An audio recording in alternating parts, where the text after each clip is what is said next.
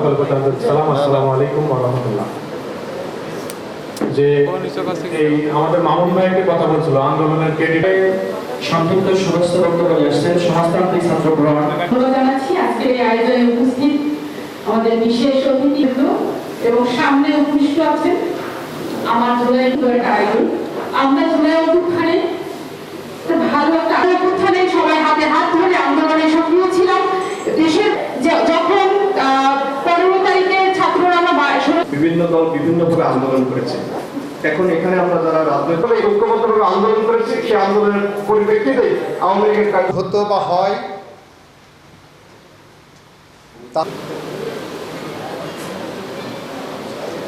এবং সেটা বাস্তবায়নের চেষ্টা করবো, তখনই আমরা সফল হতে পারবো।